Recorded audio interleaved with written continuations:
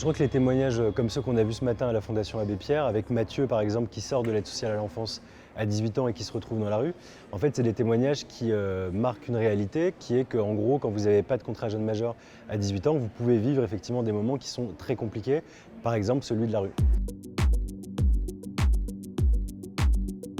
Ce qui est important pour moi, c'est qu'une personne qui est en difficulté, qui a eu des difficultés, puisse entrer dans une association et se dire que quelque part là-bas, on a quelque chose à lui proposer.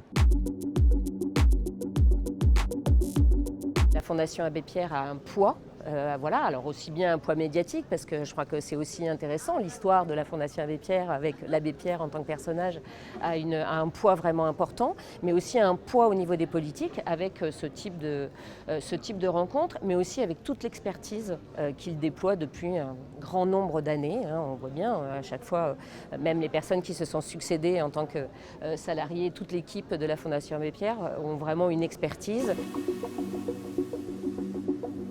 Et ont la possibilité d'aller dans les ministères et pour pouvoir parler face à des politiques qui ont du mal à parfois entendre vraiment les gens de terrain, les équipes et surtout les personnes accueillies directement. Il y a très peu de sujets sur notre métier et le public et la façon dont il reçoit aussi finalement ce qui se passe dans nos bureaux d'entretien. Sur la façon en fait, dont ce travail social un peu particulier se fait. La façon dont nos missions s'incarnent en quelque sorte et comment elles intègrent tout le contexte de la difficulté de la prise en charge sociale et notamment évidemment sur la question d'hébergement, à Paris particulièrement. Pouvoir interpeller que ce soit le ministre ou le directeur d'une association sur les réalités du vécu, les difficultés rencontrées, la nécessité d'aller de l'avant.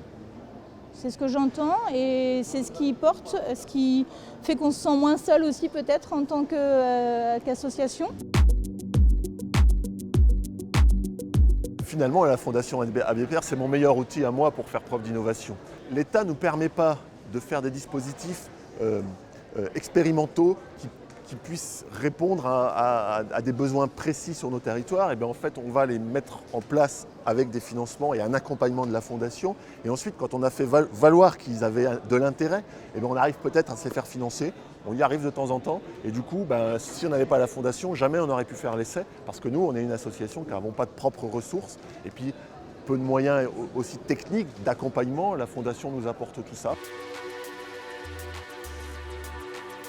Ça fait 24 ans que je participe à la fois à l'élaboration et à la rédaction du rapport et que je participe avec plaisir aux présentations qui en sont faites. Je trouve que la présentation du rapport, c'est à la fois la mise en lumière de situations, d'analyse, un travail d'interpellation vis-à-vis du gouvernement, et puis c'est une dimension fédératrice par rapport aux acteurs engagés sur le terrain tout au long de l'année.